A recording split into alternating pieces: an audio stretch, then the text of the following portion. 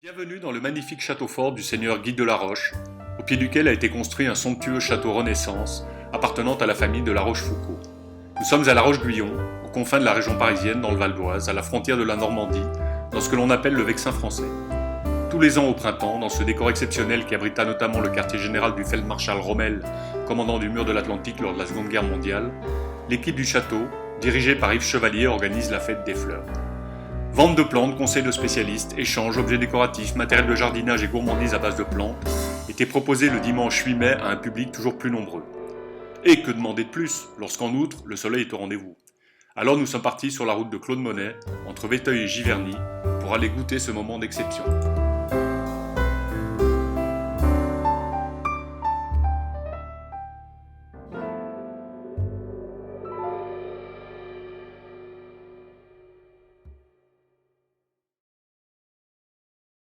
Outre les nombreux exposants, la fête des fleurs accueillait des spécialistes renommés qui animaient des ateliers débats.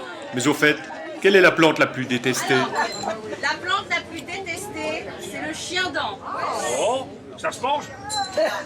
Et on en fait des tisanes, des feuilles de ronce.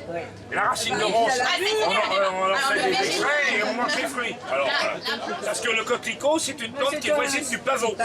Et alors donc, voilà. Allez, amusez-vous bien.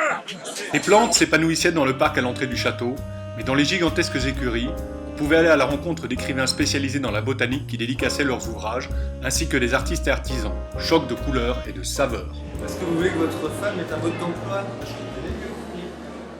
Vous voyez, ça reste bloqué sur mes épaules. Il est temps d'entrer dans ce château atypique et mystérieux où souvenirs du passé côtoient expos temporaires et parfois des concerts. En ce moment, le mobilier est à l'honneur, avec l'expo état de siège, depuis la chaise à porteur jusqu'au fauteuil design. Mais il faut maintenant pénétrer dans les entrailles de la falaise pour monter au donjon.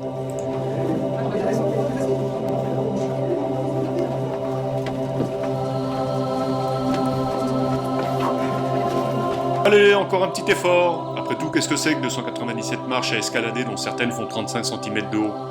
Il y a fort à parier qu'une jolie surprise nous attend là-haut. 1, 2, on maintient la cadence. Ah ouais, la vue valait en effet l'effort. La Seine, ses falaises, le charmant village de La Roche-Guyon et le jardin potager qu'on va aller voir après la descente.